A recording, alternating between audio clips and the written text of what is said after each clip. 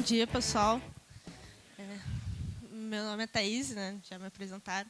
E eu vim falar hoje um pouco sobre o XUnit e mais detalhadamente sobre teste de unidade com essa ferramenta. E me apresentando um pouco aí, eu hoje estou como desenvolvedora lá na Stone, sendo que meus últimos 3 anos eu trabalhei como tester, né? Trabalhei com QA, qualidade, e eu me identifiquei muito com as palestras anteriores, o pessoal falando de transição. Eu sofri muito essa transição e a Jaqueline deixou bem o recado, correr atrás mesmo, estudar, tem muita coisa gratuita aí na internet, participar de eventos, meetups. Acho que eu estou um pouco nervosa, né? Vocês devem estar percebendo. Mas aí basicamente é isso. Eu na verdade não sou do Rio, né? Sou do Rio Grande do Norte, só que eu estou há muito tempo no Rio, estou com esse sotaque meio de carioca, mas eu sou lá do Rio Grande do Norte, bem do interior. E aí vamos lá ao XUnit. Só para ter ideia que alguém conhece XUnit, já ouviu falar, com exceção do alguém quem já ouviu falar de XUnit, já, sei lá, usou, levanta a mão, só para ter uma ideia. Então dá para falar besteira aqui, ninguém vai reparar. Não, brincadeira. Mas é bom que eu já sei qualquer dúvida que eu não souber responder. Tem um pessoal ali atrás que já mexeu, provavelmente vai me ajudar aqui na frente também. Mas então, é uma ferramenta de teste de unidade. Ela é free, open source, é focada aí para a comunidade .NET. A documentação dela está lá no xunit.github.io. E a minha experiência nela é mais com C# mesmo, mas você pode usar com Visual Basic, com F# e outras coisas. E aí, quem já mexeu com Visual Studio sabe que a instalação é bem tranquila das coisas.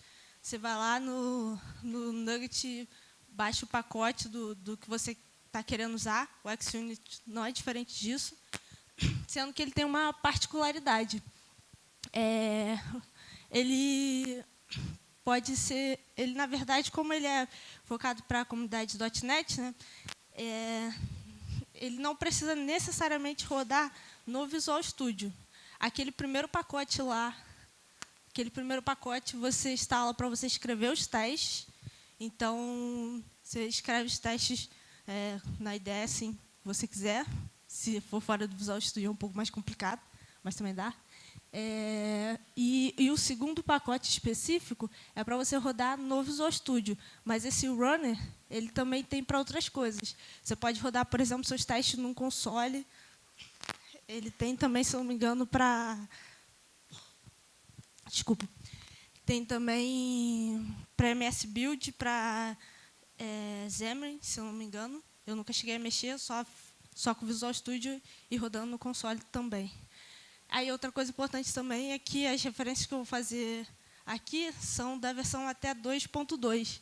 Eles lançaram, acho que essa semana ou semana passada, a beta da 2.3. Aí aqui mostra mais ou menos um pouco de um teste bem básico, né? Esse exemplo até deles mesmo lá, tá, no site deles, que basicamente você usa as tags aqui em cima do método que você está testando para identificar que é um teste. Alguém aqui conhece NUnit? Ou já usou? Não? Ninguém?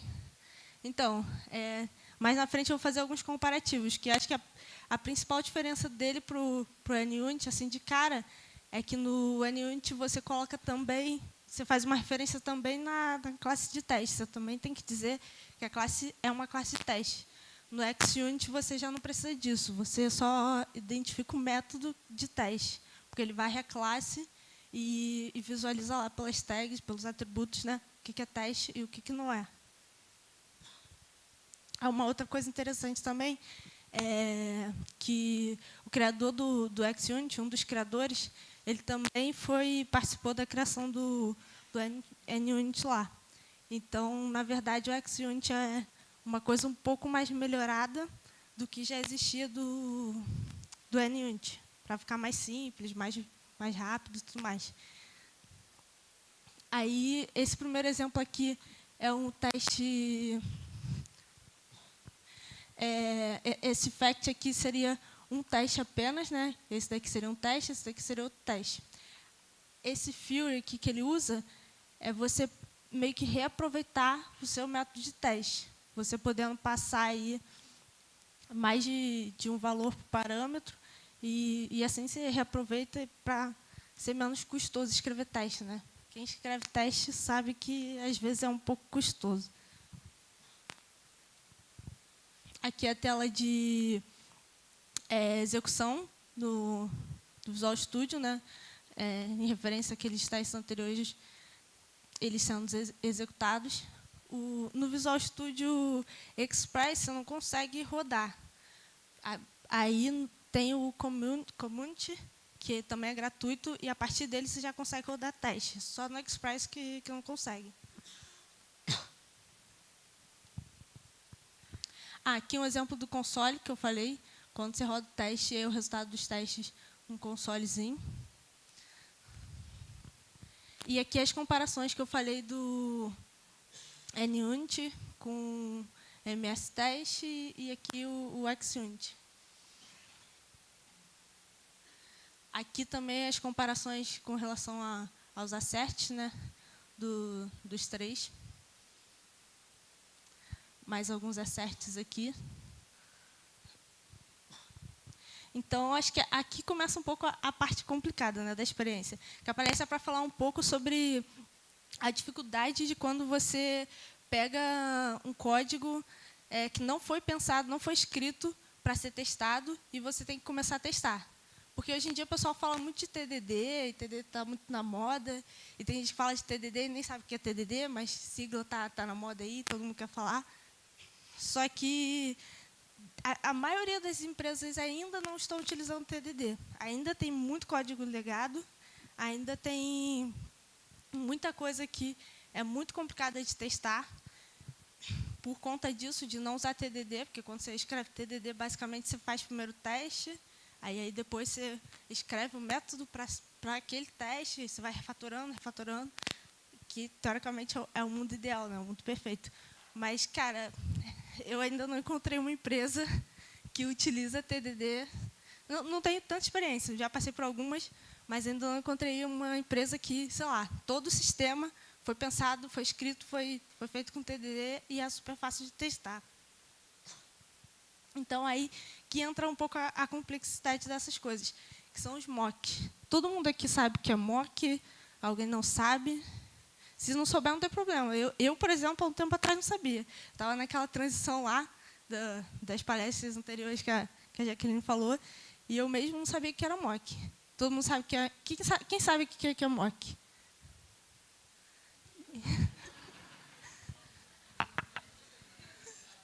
Não, então, vamos lá, vamos explicar basicamente o que é mock, que é aí que começa a dificuldade de você fazer o teste de unidade. Porque o teste de unidade, basicamente, você tem que testar, você tem que pensar na unidade em si, e você não pode depender de todo o restante do sistema para você testar aquilo. Então, o mock, na verdade, é você fingir algumas ações externas do sistema. Sendo que, quando o sistema não foi pensado em teste, ele é muito acoplado, fazer esse mock, fingir as ações externas, se torna um pouco difícil. Acaba que você tem que ficar fazendo muito setup, né? Que é o que é aqui. Por exemplo, um exemplo, sei lá, você tem lá, você vai testar um método de validação de CPF. Sendo que, antes disso, você tem que ver no banco se aquele CPF já existe, ou alguma coisa assim. Um exemplo qualquer. Aí você não pode, quando você está testando a unidade, você não pode depender lá do banco. Você vai ter que mocar, fingir a resposta do banco.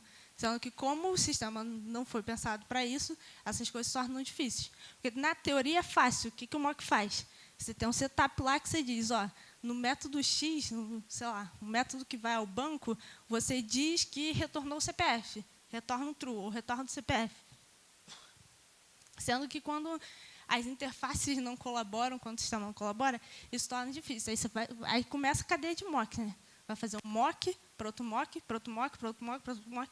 E daqui a pouco, você escrever teste está gastando mais tempo do que você desenvolver, escrever o código do sistema em si.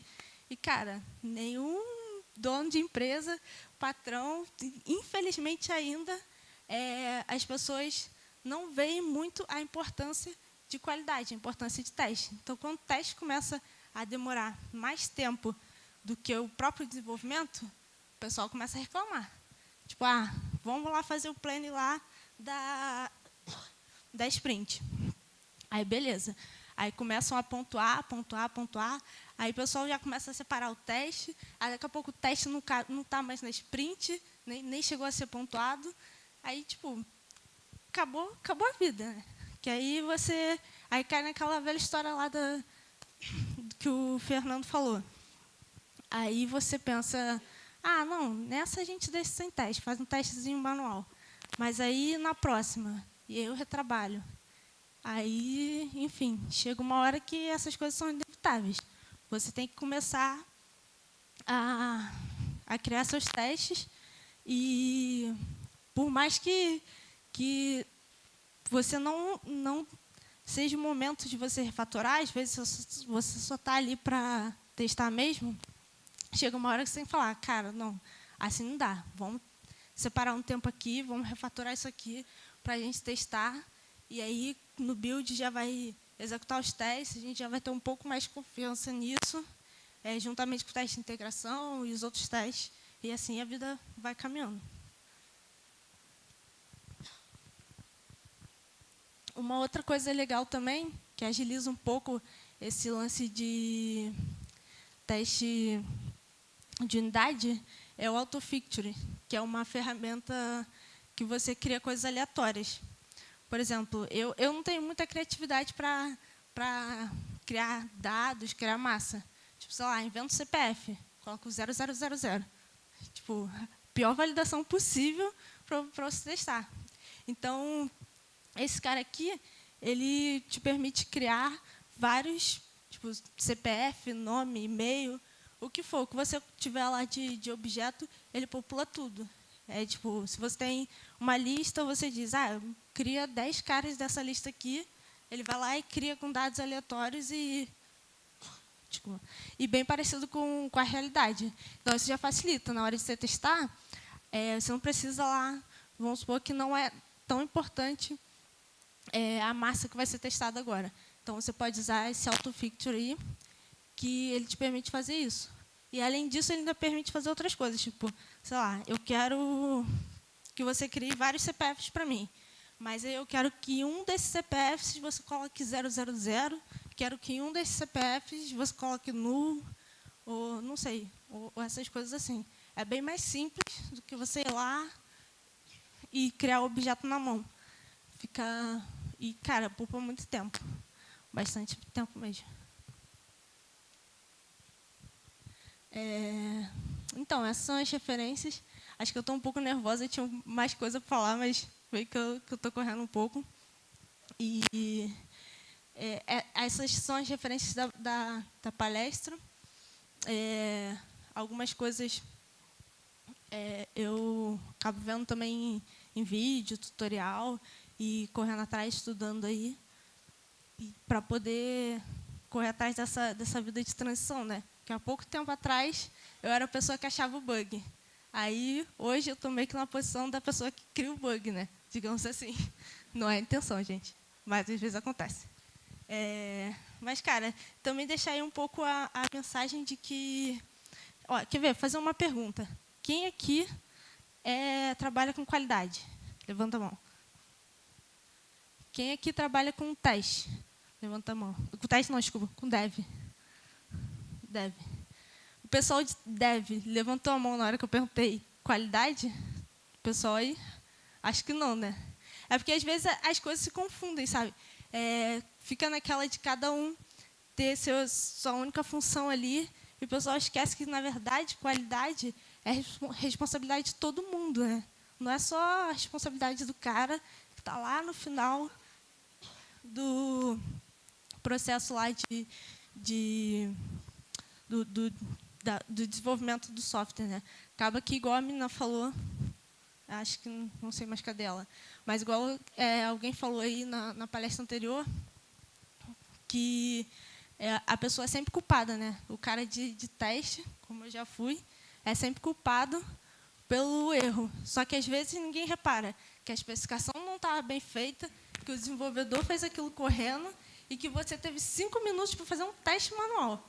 E aí, a funcionalidade já vem sendo feita há um mês. Aí, quando está pronto, te dão 5 minutos para você fazer o teste manual, e, no final das contas, a culpa cai em QA. Então, só, sei lá, pensar um pouco que qualidade é responsabilidade de todo mundo dentro da cadeia, né? Não só do pessoal de QA.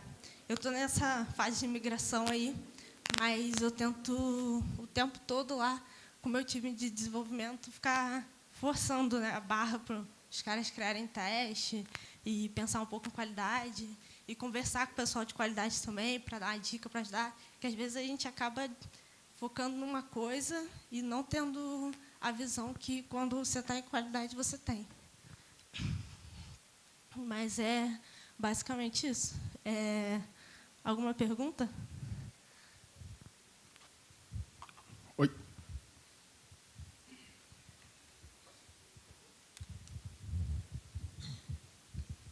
Opa, bom dia. Meu nome é Jefferson, eu sou do grupo da Stone também. Queria fazer uma pergunta. Como que você faz para refatorar o seu código de um teste que você fez? O seu desenvolvimento mudou alguma coisa? Como que você faz isso? Você separa por classe para te ajudar quando você for refatorar aquele teste? Ou saber que deu algum problema naquele exato teste? Boa pergunta, porque isso é uma coisa que dá problema, né? Que, assim como às vezes o desenvolvimento vem sendo feito sem, sei lá, não é muito bem pensado, você criar testes não muito bem estruturados, né, organizados, também vai dar muito trabalho de manutenção. E é o que às vezes acontece, né? Um teste quebra, aí o teste é gigantesco, ninguém tem ensinado o teste. Aí, ao invés de dar manutenção e consertar o teste, o que o pessoal faz lá? Bota uma tag para ignorar o teste e um teste a menos. E, tipo, isso é bem complicado. A gente tenta organizar. Agora eu estou participando lá só do back-end, na parte de API. E aí a gente tenta organizar de acordo com as camadas.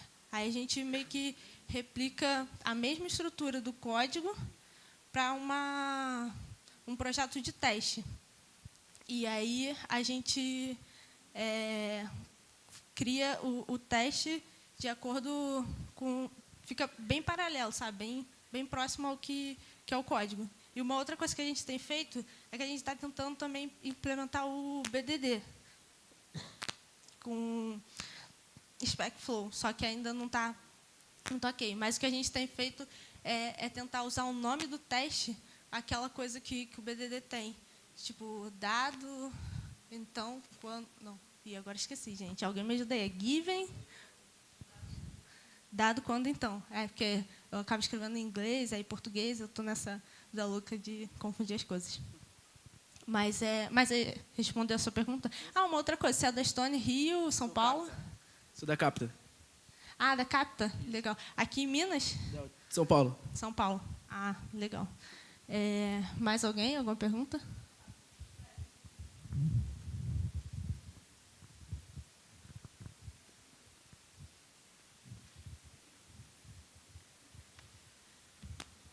Lá na Concrete, a gente teve a experiência de ter alguns devs que atuaram com papel de QA durante um tempo. E aí, depois que eles voltaram para dev, eles contaram uma série de coisas que mudou na cabeça deles e na forma de desenvolver e na forma de fazer teste unitário por essa experiência como QA. Queria que você contasse um pouco o que você observou assim que você exercitava quando QA ou fazia quando QA que te ajudou a ser uma desenvolvedora melhor. Boa pergunta. Então, na verdade, quando eu estava como QA, boa parte do tempo eu executava teste manual. Por isso que eu me identifiquei muito com a palestra lá da Jaqueline. E aí, um belo dia, aí você vai vendo as vagas e aí você vê que o pessoal não faz isso. Tipo, as pessoas não estão pedindo mais tanto teste manual, estão pedindo mais automação e uma série de coisas. E eu acho que o que eu fazia como QA, que eu agora me vendo como dev, não gosto, tipo, sei lá, tudo é aprendizado, mas eu acho que quando eu estava como QA, eu meio que não me preocupava tanto em aprender e estudar novas coisas, como quando eu me preocupo agora. Não sei se era só porque eu executava mais teste manual do que teste automatizado, e teste manual meio que é muita teoria e você, sei lá, fica sempre naquela mesmice. E aí, nessa transição agora para dev, cara, é muita coisa para estudar, é o tempo todo, mas é muito bom, sabe? Quando você gosta de fazer aquilo, quando você tipo, escreve um teste, aí vai rodar o teste, vai rodar os testes lá, e aí pega um erro que você testou, você viu, você escreveu, pensou naquilo, mas alguém alterou alguma coisa e o teste pegou. Tipo, é muito gratificante, assim. Você sente que seu trabalho está sendo bem feito. Você sente que você está parando de fazer retrabalho.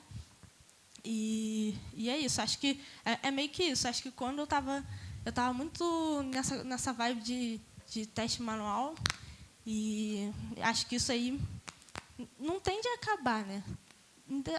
Algumas coisas ainda são executadas manualmente. Mas eu acho que se tivesse uma proporção, sei lá, acho que 99% das coisas você pode automatizar. E aí, 1%, talvez, são coisas que ainda assim são testadas manualmente. E, claro, depende tudo do negócio, né? Cada negócio, cada sistema é único e tudo varia com relação a isso. Thaís, meu nome é Paula. Eu queria te fazer uma pergunta a respeito da sua motivação para mudar de área. O que te levou a virar desenvolvedora? Então, minha motivação foi o seguinte. Eu comecei a participar de meetup, inclusive fui no Agile Test lá com a Samantha lá, e aí eu vi o quanto as pessoas falavam de automação, aí eu comecei a correr atrás. Aí comecei lá, ver o Selenium WebDrive, aí fui fazendo alguns cursos, estudando, e aí na empresa que eu estava, as pessoas meio que não aceitavam muito disso. Era muito barreira, assim, sabe? Tipo, vamos automatizar, vamos. Mas, cara, faz um manual primeiro e depois você automatiza. Aí, ok. Aí, mês que vem, vamos automatizar. Vamos, próxima plane, vamos. Aí, não, mas faz o manual agora, depois. Cara, e isso se passou 1 ano e a gente não automatizou nada. Aí eu comecei a ver vagas e tudo mais. E eu já estava gostando muito de codificar, de aprender, e cada vez querendo mais coisas. E aí surgiu uma oportunidade lá na Stone, e foi meio que isso. Aí eu pensei, um desafio a mais, já estou gostando desse negócio de código, vamos ver onde é que isso vai dar. Obrigada. Bom, a gente estourou um pouco o tempo. Quem quiser conversar com a Thaís, procura ela depois. Acredito que ela vai ficar por mais um pouco no evento. Sim, vou ficar até o final, só devo voltar mais tarde. Só para o pessoal aí que está network e tudo mais, a gente está contratando lá na Stone, enter.stone.com.br.